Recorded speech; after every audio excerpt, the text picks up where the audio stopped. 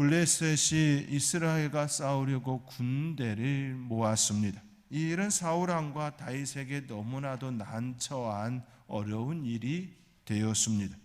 사울 왕은 이스라엘 왕으로서 군사적으로 매우 막강한 블레셋과 싸워야 하는 입장이 되었고, 또 다윗은 현재 블레셋 땅에 거하고 있으므로 자신의 조국인 이스라엘과 대적하여 싸워야 하는 매우 난처한 입장에 처하게 되었습니다. 사울 왕이나 다윗 모두는 어려운 상황에 이처럼 놓이게 되었습니다. 이 두 사람은 다른 입장이지만 또 한편으로는 같은 처지입니다. 어쩌면 이들의 이번 어려움은 이미 예견된 모습이었을지도 모르겠습니다. 사울 왕은 국가를 다스리고 백성들을 안정적으로 보살펴야 할 최고 책임자입니다. 그러나 그는 그의 안위를 걱정하며 다윗을 쫓고 또 쫓는 일에 혈안이 되었습니다.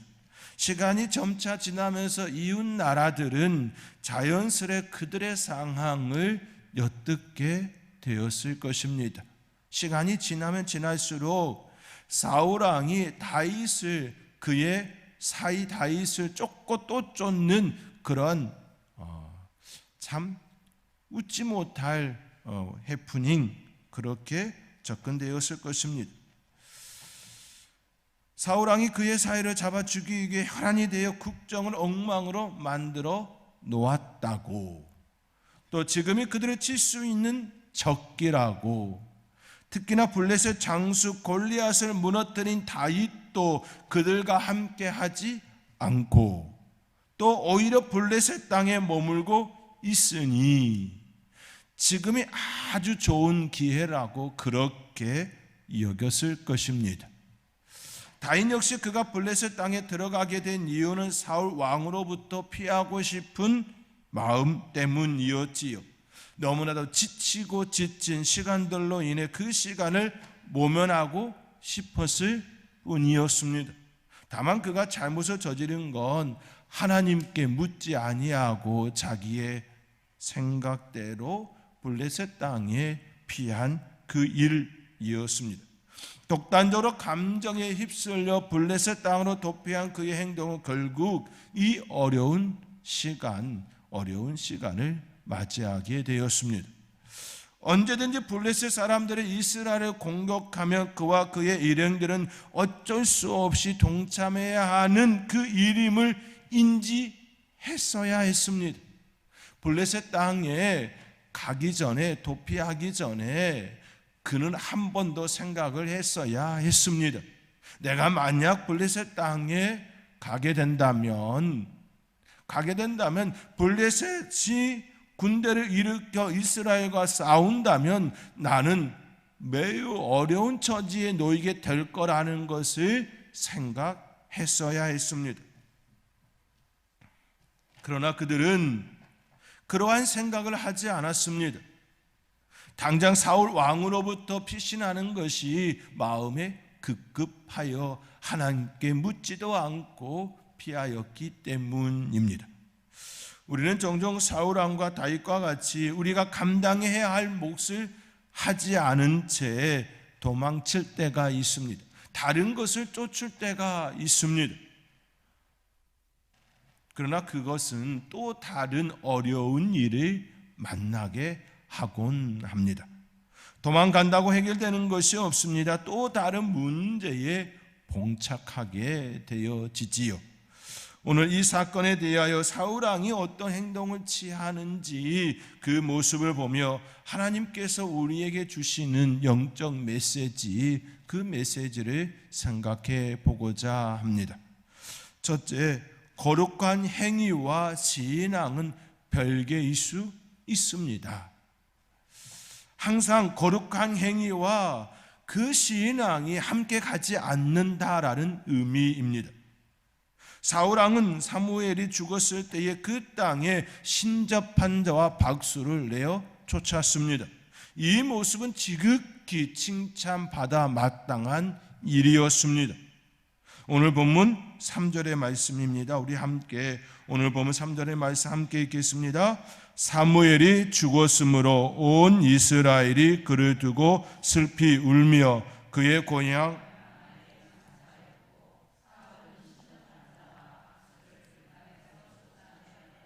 아멘. 사울왕이 신접한 자와 박수를 그 땅에서 쫓아낸 때는 사무엘이 죽은 직후였습니다. 왜 사무엘서 저자는 이 사실을 명시하고 있을까요?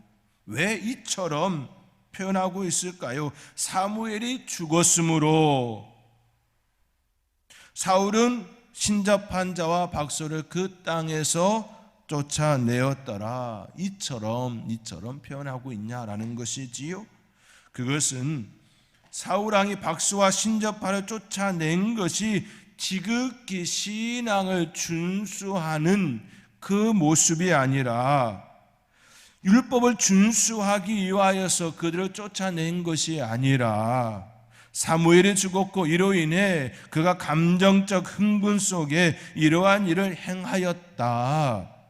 그의 행동은 너무나도 칭찬받아 마땅한 모습이지만 거룩한 행위였지만 그 동기는 결코 아름답지 못했다. 사무엘의 죽음으로 인해 동요하고 있는 백성들의 한심을 사기 위한 또 다른 생각이었다라는 것을 이야기하고 싶어서 오늘 본문과 같이 기록하고 있습니다.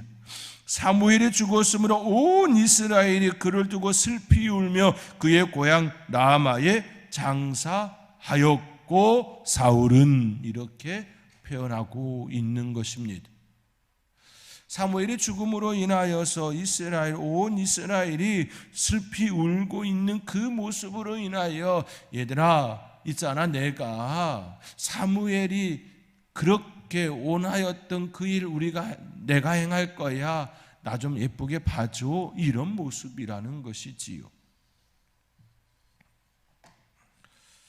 우리가 어떤 일을 진행하기 위하여서는 먼저 분명한 뜻과 의지가 있어야 합니다. 감정적인 결정과 즉흥적인 결심은 시간이 지나면 반드시 흔들릴 수 있기 때문이지요. 분명한 기준을 따르기 위하여서는 분명한 뜻이 먼저 있어야 합니다. 우리는 그 뜻이 하나님의 뜻이어야 함을 알고 있습니다.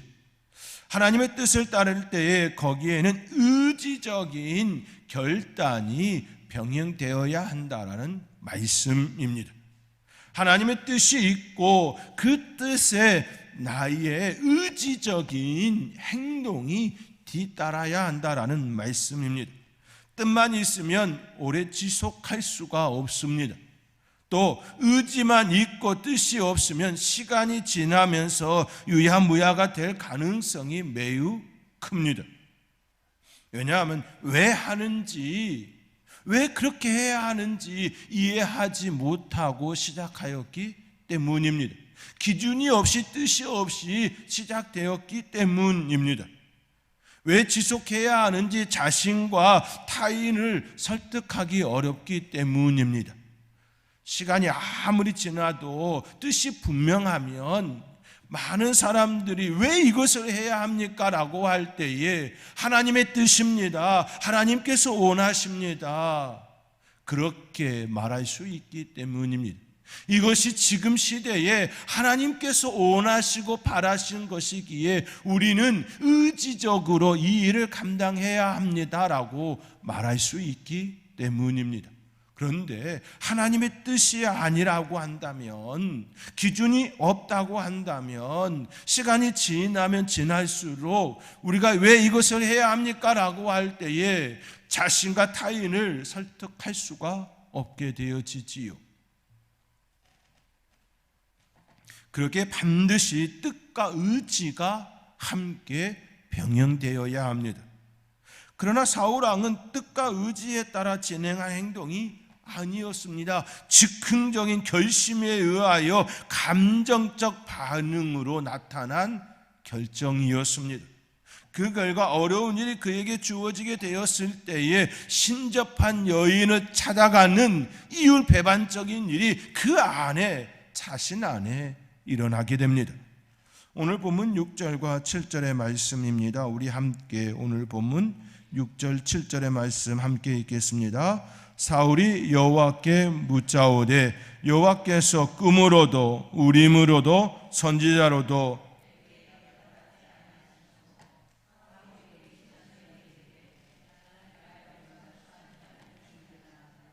내가 그리로 가서 그에게 물으리라 하니 그의 신하들이 그에게 이르되 보소서 엔돌에 신접한 여인이 있나이다. 사울왕은 자신이 치운 똥을 자신이 직접 다시 가져와서 그것을 밟는 일을 행하였습니다. 그것이 그의 본 마음이었던 것이지요. 그가 신접한 자와 박수를 그 땅에서 쫓아낸 행위는 거룩한 신앙을 위하여 하나님의 나라를 더 잘 다스리기 위하여서 행한 행동이 아니었다라는 증거입니다. 거룩한 행동이 자기 안에 하나님께서 심겨진 그 신앙에 의한 행동이 아니었다라는 말입니다. 우리는 여기서 한 가지 분명한 사실을 깨닫게 되지요. 그것은 행위와 신앙은 별개일 수 있다라는 겁니다. 별개일 수 있다라는 겁니다. 늘 그런 것은 아니지만 우리의 거룩한 행위가 거룩한 신앙과 일치하지 않고 분리된 형태로 그것을 추구할 수 있다라는 것입니다. 그렇게 사람들의 행위로만 그 사람들을 평가하는 것은 매우 어리석은 행동이 될 수도 있습니다. 그 사람의 마음을 볼 수 있어야 합니다. 그 사람의 진실을 볼 수 있어야 합니다. 그 사람의 진정성을 볼 수 있어야 합니다. 그러나 우리는 인간인지라 사람의 마음을 잘 보지 못할 때가 있습니다. 우리의 눈이 어두워서 우리의 마음이 다른 것으로 씌워서 그 사람의 진정성을 가지고 있음에도 불구하고 그 진정성을 보지 못할 때도 있습니다. 그 사람의 진실함에도 불구하고 우리가 그 진실을 보지 못할 때도 있습니다. 또 반대로 거룩한 행위를 하였지만 그 거룩한 행위가 나쁜 마음에서 비롯되어진 그것조차도 우리는 구분하지 못할 수도 있습니다. 그러므로 우리가 누군가를 판단할 때에는 신중하고 또 신중해야 합니다. 그 사람의 겉에 드러난 그 행위로 판단하는 것이 아니어야 하기 때문입니다. 섣불리 누군가를 판단하는 그 행위는 그 사람을 무너뜨릴 수도 있고 또 자신이 무너질 수도 있습니다. 그러므로 우리는 매사에 남을 판단하는 그 행위를 삼가야 합니다. 우리가 해야 할 한 가지는 기도하는 일 외에는 없습니다. 기도로서 감당해야 합니다. 누군가를 판단하고 말하기에 앞서서 그 사람을 위해 오히려 기도해야 합니다. 자신을 위하여 또 기도해야 합니다. 그리고 시간이 지나면 반드시 이 일의 결과는 드러나기 때문이지요. 그 행위가 바른 신앙에 의해 행해진 모습인지 그렇지 않은지 시간이 지나면 반드시 드러나게 됩니다. 그러므로 우리는 그 시간을 앞서가면 아니 됩니다. 시간의 주인은 우리가 아니라 하나님이시기 때문입니다. 철저히 하나님께서는 시간을 통하여 우리에게 분명하게 드러내고 또 드러내고 있기 때문이지요. 그 하나님을 바라보고 의지하며 살아가는 것이 가장 현명한 모습입니다. 사울 왕, 그가 거룩한 행위, 정말 거룩한 행위를 하였습니다. 신접한 자와 박수를 내어 쫓았습니다. 그러나 시간이 지나고 보니 그가 신접한 자를 찾는 아주 어리석은 행동을 하였습니다. 그의 진정성이 그의 진정성이 그 안에 결여되어 있었음을 보게 된 것이지요. 그러므로 시간의 주인 되신 그 하나님 앞에 우리는 묵묵히 때로는 기다려야 할 때가 있습니다. 남을 판단하는 것을 먼저 하는 것이 아니라 하나님께 기도하는 것을 먼저 하고 또 먼저 하고 기다림 속에 하나님의 은혜를 구하는 삶, 그것이 저와 여러분의 가장 아름다운 삶의 모습임을 기억하며 그렇게 살아가는 성도님 되시기를 주님의 이름으로 권면드립니다. 둘째, 영적 두려움은 다른 것을 선택하는 악순환을 가지게 합니다. 사울왕은 블레셋 군대가 수렙에 이르러 진을 치매 두려움에 빠졌습니다. 오늘 본문 5절의 말씀입니다. 오늘 본문 5절의 말씀 우리 함께 읽겠습니다. 사울이 블레셋 사람들의 군대를 보고 두려워서. 아멘. 사울이 블레셋 사람들의 군대를 보고 두려워서 그의 마음이 크게 떨렸다. 사울왕은 여러 곡절을 겪으면서 지금의 자리에 이르게 되었습니다. 처음 그가 등장하였을 때, 처음 성경에 그가 등장하였을 때 그의 모습은 겸손하고 부모님께 순종하는 그 모습이었습니다. 아버지 집에 가축을 잃어버려 그것을 찾기 위해 동분서주하였던 그 모습이었습니다. 온 동네를 샅샅이 또 찾고 찾는 그 모습이었습니다. 그 모습은 담대하면서도 자애로운 모습이었습니다. 그때 사무엘을 찾아가는 그의 모습 속에는 따뜻한 마음씨, 착한 배려의 아이콘이었습니다. 처음 성경에 등장한 사울의 그 모습은 담대함과 어른을 공경할 줄 아는 그런 성품이었습니다. 또 다른 사건, 암몬 사람 나하스가 쳐들어왔을 때에 당장 자기가 몰던 소 2마리를 잡아 각을 뜨고 그것을 그들에게 보냈지요. 누구든지 나와서 사울과 사무엘을 쫓지 아니하면 너희들의 소들도 이와 같이 하리라 이야기하며 이스라엘 백성들을 한 곳으로 웅집시켰습니다. 담대함이 있었습니다. 하나님의 뜻이 무엇인지 분별할 줄 아는 분별의 그 시각이 있었습니다. 담대함과 기백이 있는 그의 모습이었습니다. 골리앗과의 싸움이 있었을 때에 다윗이 그 전장에 나서는 모습을 보고 알뜰히 살뜰히 챙기는 그의 모습도 있었습니다. 자신의 옷을 그에게 주려고 했지요. 그러나 맞지 않아서 줄 수가 없었습니다. 그러나 지금 사울은 그런 모습이 보이지가 않습니다. 담대함과 기백과 그리고 착한 배려의 그 모습들이 보이지가 않습니다. 그 마음들은 사라지고 두려움 속에 갇혔습니다. 계속해서 하나님의 뜻을 따라 행하는 삶이 아니라 자신의 안위를 위하여 다윗을 쫓고 또 쫓는 그 삶으로 인하여 그의 삶이 흔들어졌기 때문이지요. 바른 푯대가 아닌 다른 푯대를 향하여 나아가는 모습으로 인하여 그의 마음이, 그의 영이 흐트러졌기 때문입니다.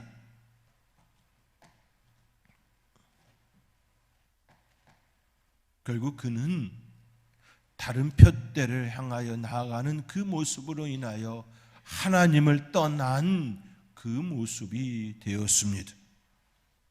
오늘 보면 6절의 말씀과 같이 하나님의 음성을 듣지 못하고 있습니다. 하나님의 사람이 하나님을 떠나면 두려움을 가질 수밖에 없습니다. 하나님의 사람들이 가지는 용기는 그 사람에게 있는 것이 아니라 하나님께 있기 때문입니다. 하나님께서 주신 그 마음으로 인하여 담대히 나아가는 것이지요. 천군 천사가 나와 함께하니 무엇이 두려우랴라고 나아가는 모습이지요. 요나단이 그 모습으로 나아가지 않았습니까? 결국 신앙인의 담대함과 믿음은 그 사람에게 있는 것이 아니라 하나님께 있습니다. 그 하나님으로부터 아무런 응답도 음성도 생활 속에 잔잔하게 다가오는 세미한 터치하심도 없습니다. 그러니 두려움이 생길 수밖에 없습니다. 우리의 삶의 자리에 하나님의 음성을 듣고 하나님께서 우리에게 주시는 그 메시지가 우리 안에서 계속해서 흘러 넘친다면 우리는 결코 두려워하지 않을 것입니다. 지금 당장 먹을 것이 없는 빈곤한 삶이라 할지라도, 지금 당장 내 몸이 연약하고 아프고 고난 가운데 있는 공고한 인생이라 할지라도 하나님이 나와 함께 하심을 내가 너무나도 많이 느끼고 있다고 한다면 결코 두렵지 않을 것입니다. 죽음도, 내일의 삶도, 미래도 결코 두려움이 되지 않을 것입니다.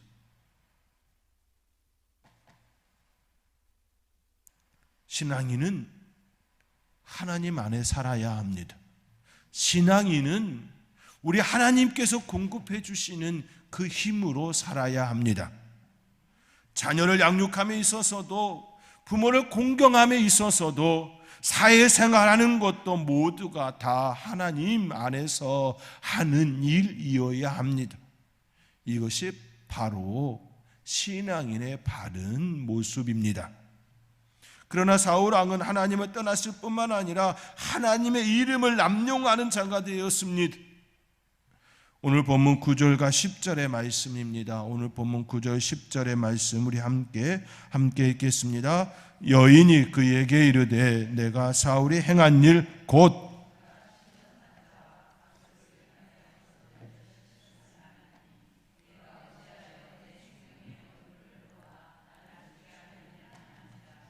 사울이 여호와의 이름으로 그에게 맹세하여 이르되 여호와께서 살아계심을 두고 맹세하노니 내가 이 일로는 벌을 당하지 아니하리라 하니. 신접한 자는 사울이 행한 일, 박수와 신접한 자를 내어 쫓아낸 사건을 너무나도 잘 알고 있습니다. 왜냐하면 그 여인은 쫓겨난 당사자이기 때문이지요. 그러한 것을 알고 있는 이로써 사무엘을 불러내어달라는 그 요구는 자신의 죽음과 직결된 사건입니다. 그때 사울은 여호와 이름으로 맹세하며 벌을 당하지 아니하리라 이처럼 이야기합니다. 그는 하나님보다 높은 자리에 앉았습니다. 그는 하나님의 자리에 앉았습니다. 결코 하지 말아야 할 말들을 내뱉고 있습니다. 이 모든 것들은 다 영적 두려움에서 기인된 일들이었습니다. 두려움은 하나님을 떠난 자들이 가지는 모습이지요. 하나님의 안에 있는 자들도 두려움을 가질 때가 있습니다. 그러나 그 두려움은 다른 두려움이지요. 그 두려움은 나 자신의 연약함 때문에 오는 것이지요. 하나님을 의지하지 않아서, 하나님을 몰라서, 하나님의 권능을 불신하여서 오는 그 두려움이 아닙니다. 내가 너무나도 연약한 것을 알기에 내 안에 두려움이 있지요. 그러나 그 두려움에 하나님께서 주시는 그 마음으로 인하여 두려움이 용기가 되어지고, 두려움이 기적이 되어지고, 그 두려움이 내 삶의 증거가 되게 합니다. 나는 연약했고, 나는 미약했고, 나는 무능했지만 하나님께서 나와 함께 하심으로 이 일을 행하였노라고 그렇게 고백되어지는 기적이 되어지고, 또 나의 신앙이 두터워지는 시간이 되게 하는 것이지요. 두려움은 가질 수 있지만 그 두려움이 나를 무너뜨리지를 않습니다. 그러나 사울이 가진 그 두려움은 다른 두려움이었습니다.